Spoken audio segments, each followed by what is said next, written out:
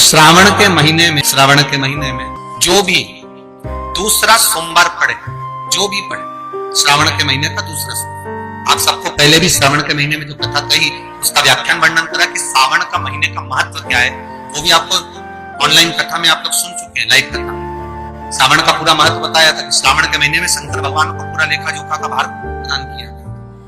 दूसरा सोमवार, श्रावण के महीने का जो दूसरा सोमवार होता है, उस दूसरे सोमवार में रात्रि के समय पर, अर्थात शास्त्र अब घड़ी और पल का स्मरण करेंगे तो रात्रि के बजेंगे 10 से 12 बजे, 10 से 12 के बीच धतूरे के साथ बाबा को शूल समर्पित होता है।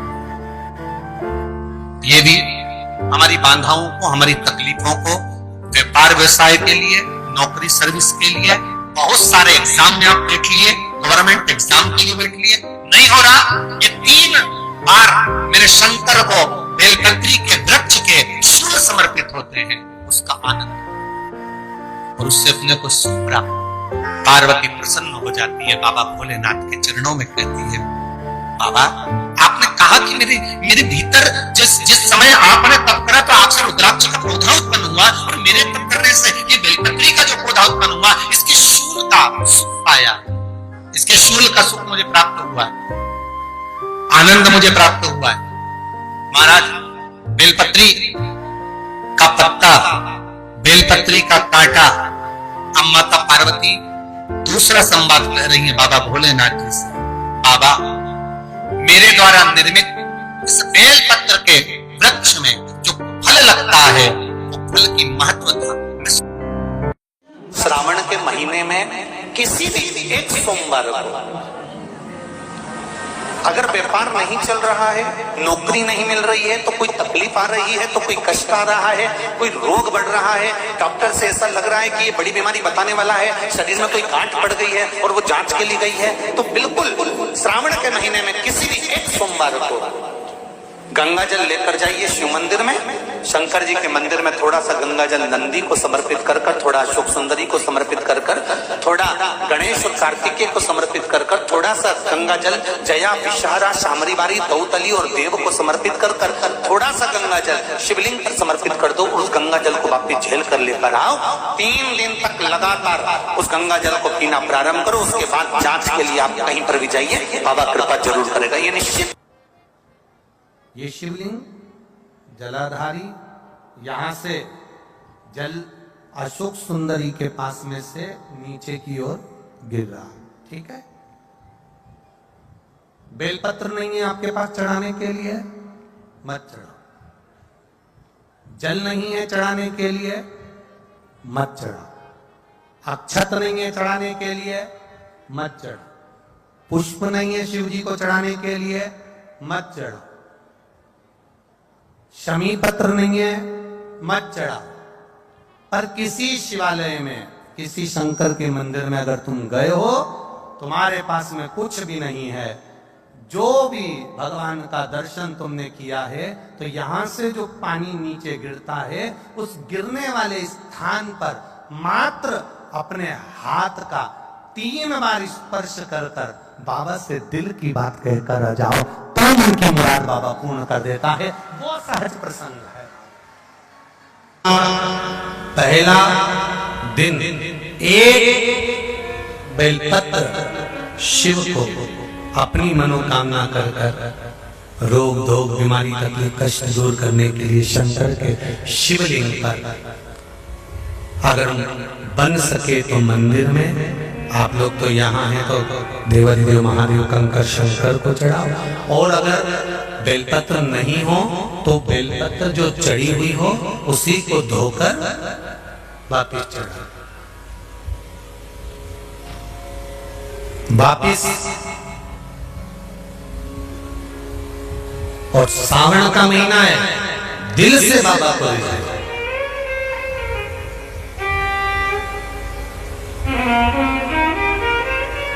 धर्म करने के चक्कर में, परमात्मा के भजन के चक्कर में किसी का अपमान ना करें। इसका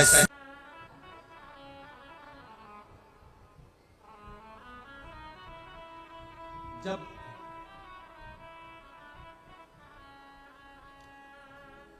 सारी दुनिया की ठोकर खा लो,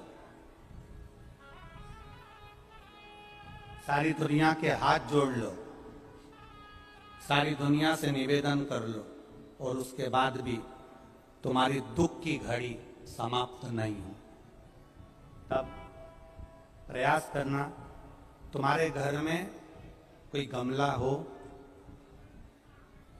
कोई पौधा लगा हो, जो भी पौधा लगा, हम ये नहीं कहेंगे कि वो गुलाब का है कि गेंदा का है कि शमी का है कि बेलपत्री का है, जो पौधा तुम्हारे घर में लगा, जो पौधा, एक प्रयास करना। अभी सावन चालू हुआ है, अगर तुम्हें लगता है कि मेरी दुख का समय समाप्त नहीं हो रहा, मेरी दुख की घड़ी समाप्त नहीं हो रही, तो घर में रहने वाले जितने लोग आस्था चैनल पर कथा सुन रहे हैं, जितने फेसबुक यूट्यूब पर कथा सुन रहे हैं, और जितने पुष्कर राज की इस पावन धरा पर बैठकर कथा सुन रहे हैं, उनसे निवेदन करेंगे, श्रावण 2 सावन अब की बार हैं, एक अधिक मास का भी पड़ेगा और एक श्रावण ये पड़ेगा। ये जब 2 श्रावण पड़ते हैं तो इसमें हरि और हर का मिलन होता है, हरि और हर का मिलन, क्योंकि अधिक मास जो है वो भगवान पुरुषोत्तम का है, भगवान विष्णु का, और सावन के मध्य में अगर पड़ रहा है तो देवाधिदेव महादेव के साथ भगवान हरि का मिलन हुआ है, इसलिए इसको हरिहर श्रावण कहते हैं। ये 2 महीने के श्रावण में अगर मान लो एक दिन आपका निकल भी गया, 2 दिन आपके छूट भी गए, कोई दिक्कत की बात नहीं है। जो पेड़ तुम्हारे यहां लगा हो, जो पौधा तुम्हारे यहां लगा हो, जो वृक्ष तुम्हारे यहां लगा हो, जो क्यारा तुम्हारे यहां, कुंडी तुम्हारे यहां, उसी की मिट्टी को, उसी के पेड़ के नीचे, उसी पौधे के नीचे, उस मिट्टी को थोड़ा सा हाथ से उसको उठाकर एक लिंग की आकृति बना ले। उसमें जलाधारी बनाने की जरूरत नहीं, केवल लिंग की आकृति बनाकर उसी की पूजन वहीं कर कर, पानी चढ़ाकर 15 से 20 मिनट बाद अपना काम करने के बाद उसी को उसी मिट्टी में विसर्जन कर दें, अपनी कामना कर कर। देवाधिदेव महादेव 2 महीने के बाद क्या देगा ये वही जान सकता है। वो क्या प्रदान करेगा ये उसके ऊपर। देख लिया हमने, बहुत प्रयास कर कर देख लिया, सारी दुनिया का हमने प्रयोग कर कर देख लिया। इनसे भी पूछा, उन्होंने कहा बाथरूम इधर बना दो, वास्तु शास्त्री ने कहा ये बना दो, ज्योतिषाचार्य ने कहा ये बना दो, उन्होंने कहा ये बना दो, उन्होंने कहा वो बना दो। हमने दुनिया का काम कर कर देख लिया, हाथों की अंगूठियां बदल कर देख ली, नथ आभूषण बदल कर देख लिए, सोने की दिशा बदल कर देख ली, सीढ़ियों की दिशा बदल कर देख ली। अब जब सारी दिशा बदल कर देख ली, सारा काम कर कर देख लिया, उसके बाद भी अगर हमारी ग्रह दशा नहीं सुधरे, हमने सबके दरवाजे जाकर देख लिया, देवी देवता उनके भी धोख धोख के देख लिया, पर जब भी अगर हमारी दशा ना सुधरे तो फिर कहीं मत जाना, महादेव के चरणों में जाकर बस उसकी आराधना में लग जाना, हो जाएगा। जो माताएं श्रावण के सोमवार का व्रत करती हैं वो पशुपति व्रत मत करना। जो श्रावण के सोमवार का व्रत नहीं करती हैं वो पशुपति व्रत कर सकती हैं, उनको पशुपति व्रत करने का मना नहीं। पर यदि श्रावण का व्रत आप पहले से करते आ रहे हो, श्रावण महीने का व्रत करते आ रहे हो, या श्रावण के महीने में तुम सोमवार करते आ रहे हो, तो फिर पशुपति व्रत ना करते हुए इसको 1 महीना, भले 2 हुए हो, 3 हुए हो, 4 हुए हो, रोक दो। फिर अगला जब श्रावण पूर्ण हो जाए फिर जो सोमवार आए फिर चालू कर दो। पर अगर श्रावण का व्रत करते हो तो, और अगर श्रावण का व्रत नहीं करते हो तो पशुपति व्रत चालू है, मना नहीं। श्रावण के महीने में जल चढ़ाने के पात्र 2 कर दो। कितने पात्र कर लो? जम के बोलो, 2 पात्र कर लो, भले 2 हाथ में लेकर मत जाओ, एक के ऊपर एक कलश लेकर जाओ। उसका कारण क्या है? शंकर भगवान ने मां पार्वती के सम्मुख में गंगा का आवाहन करा था। तो गंगा जी ने आकर पूछा था, स्वामी जब पार्वती आपके नजदीक में विराजमान है तो मुझे बुलाने का कारण क्या है? भगवान शंकर कहते हैं श्रावण का महीना प्रारंभ हो रहा है, जब मेरे ऊपर सृष्टि का भार आएगा तो मुझे गंगा और पार्वती दोनों की जरूरत पड़ेगी। जब घर में विवाह आता है, शादी आती है, कोई फंक्शन आता है, कोई मेहमान आते हैं तो थोड़ी ड्यूटी बढ़ जाती है। रोज 8 बजे उठते हो, पर शादी रहती है तो कितनी बजे उठना पड़ता है? सुबह 6 बजे 7 बजे। यहाँ पर भी आप रोज अपने घर पर उठते होगे 8 बजे तक 7 बजे तक, पर यहाँ तो तुम जब सो रहे होगे तो सवेरे कब हो जाती है और रात कब हो जाती है तुम्हें नहीं मालूम पड़ता होगा कि कब रात होगी कब सवेरे होगी।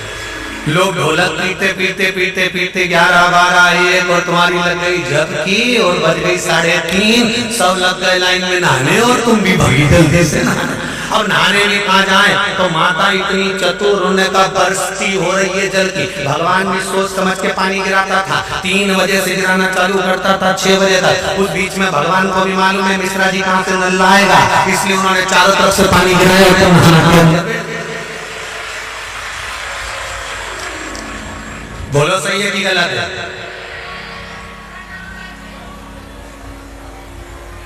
सब बाहर निकली धीरे से, इतनी चतुर राम जी, गजब की चतुर चतुर लोग आया है, गजब।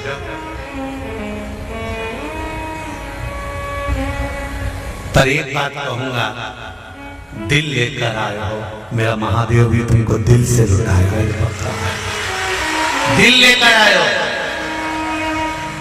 कल हम जब आप लोगों से मिलने, हमारा नियम है जो हम जहाँ भी कथा भी करते हैं, चाहे रायसेन करी हो, चाहे सागर करी हो, चाहे जहाँ कथा करते हैं वहाँ रात में जो लोग रुकते हैं उनसे प्रयास रहता है कि थोड़ा मिले।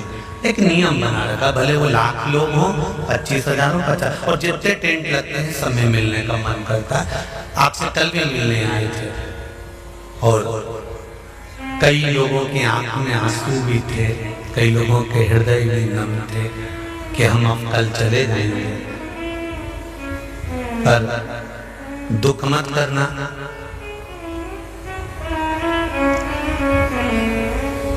दूसरा कोई स्थान हो वहां से जाओ तो वापिस आने की गारंटी है कि नहीं है, पर यहाँ तो सील और ठप्पे लगाकर भेजता है कि वापिस बुला लाएगा। तो फिर क्या दिक्कत? उसकी आराधना मात्र करिए।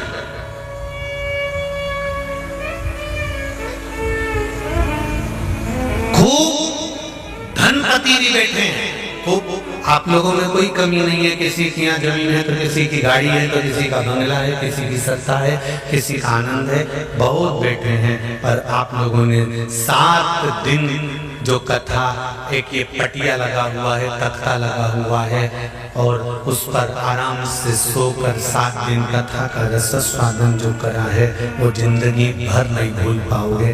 बाबा इतना देगा कि आप लोग उसकी कृपा ही दर्शन।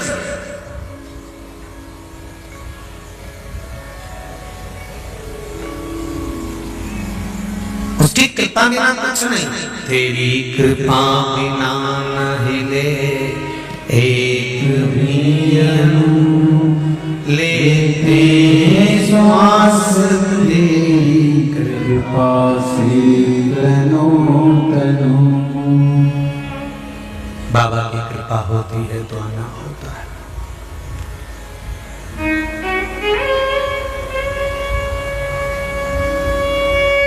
कोई नेपाल से, कोई झारखंड से, कोई उत्तराखंड से, कोई चेन्नई से, ना जाने कहां कहां से पधारे, कोलकाता से। शिव कृपा है। कावड़ का जल लेकर, हाथ में जल लेकर जितने कदम चलकर हम शंकर के मंदिर तक या बेलपत्र के वृक्ष तक जाते हैं, जितने कदम चलते हैं उतने तीरथ हम पार कर शिव के नजदीक पहुंच जाते हैं। उतने तीरथ पार कर, सारे तीरथ धाम आपके चरणों में। हे भोलेनाथ प्रणाम आपके चरणों में। सारे तीर्थ वहीं पर है, वहीं। पहले कथा में कहा 33 कोटि देवता शिव जी के शिवलिंग के पास, 33 कोटि, पूरा परिवार तो है ही, 33 कोटि देवता जहां से जल निकलता वहां विराजमान होते। तो देवता सब वहीं पर है, तो बैकुंठ कहां होगा? ब्रह्मलोक, इंद्रलोक, जल लोक, वरुण लोक, गरुण लोक, सारे लोग वहीं। इसलिए शिवजी का मंदिर नहीं होता, शिवालय होता है। क्या होता है? शिवालय। शिवालय का मतलब होता है लय, लय मतलब इसमें विलीन हो जा, शिवालय इसमें समा जा।